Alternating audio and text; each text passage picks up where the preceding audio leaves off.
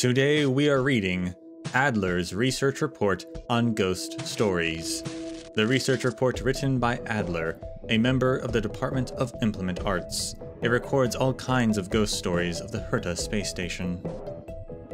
Part 1. Rowdy Security Door. During one amber era, Herta space station welcomed a faithful researcher.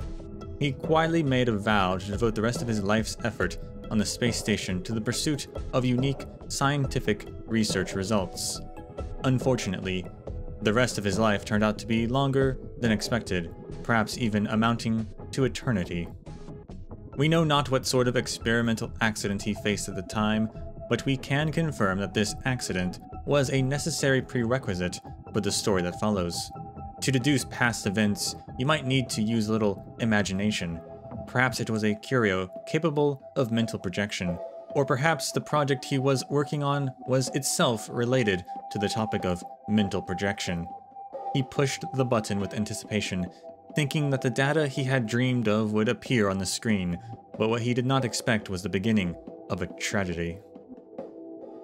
The security department records show that among the accidents that have occurred in the space station, there have been many deaths of researchers, but not once has there been a clear record of a researcher disappearing into thin air. But his body did in fact disappear, and no one knows where he went. Moreover, no one had any records of his experience. Perhaps to this day, a shadow of it still remains in the dust of the space station. What a cruel twist of fate.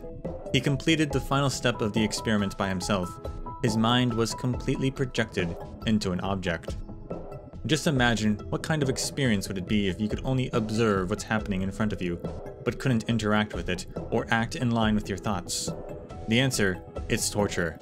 The mind is trapped in a prison, but what do the thoughts represent? What kind of receptacle can carry formless thoughts? Nobody knows the answer. However, this casts a shadow over the space station. Who would like to have a cup filled with a human's negative thoughts instead of piping hot coffee? A researcher responded that he had heard strange noises near the security door of the department. He described the sound as a shrill, incessant wailing, like the cries of some strange creature. My assistant and I quickly completed the interview and investigation, and visited the mysterious and rowdy security door again. However, the situation was regrettable for everyone there. We did not find any suspicious phenomenon, nor any evidence that could support the theory of mental projection. Under the relentless in-depth investigation of my assistant and I, we finally found a lone wababoo near the security door who kept making woo-woo sounds. However, one of the researchers, in their exhaustion, mistook this for crying, which eventually led to this wild goose chase. The author hereby requests, ghost stories need to be debunked and work needs to be moderated. See you next time. Part 2. Vanished Toilet. Author's note. I didn't expect everyone to like my ghost story compilation so much. Thank you, everyone, for your support. In the future, I will dig deeper with my assistant to bring you a different reading experience. In addition, I also carefully looked over everyone's opinions in the comments section, and many readers expressed that they did not like my writing style. I'll make adjustments in this story. You are also welcome to leave your thoughts in the comments section. If a toilet suddenly appears in front of you, do you have the courage to step up and flush it? Several days ago, I received a special submission. Due to the request of the contributor, it is inconvenient to disclose the specific details. The only thing that can be revealed is that this is a letter from an eyewitness of the ghost story, and the experience of the story is also novel, never seen before content. By interviewing the eyewitness, my assistant and I pieced together the full picture of the ghost story. If you press the flush button of the mysterious toilet that suddenly appears at the end of the corridor, you will lose consciousness and be taken to a mysterious room. Since my assistant and I were unable to find the mysterious toilet, it was impossible to explain the mechanism of bodily transportation. But we did visit the mysterious room. The moment when I opened the door, I was actually full of fear and apprehension. Could it be a trap? Or maybe it was a place for some of the space station's under-the-table activities? Alas, in order to reveal the truth to my friends and readers, I went on in. It turned out it was just an ordinary room, and there was a researcher from the Department of Implement Arts who was trying to track down the toilet. Rather, its correct name was Experiment 13.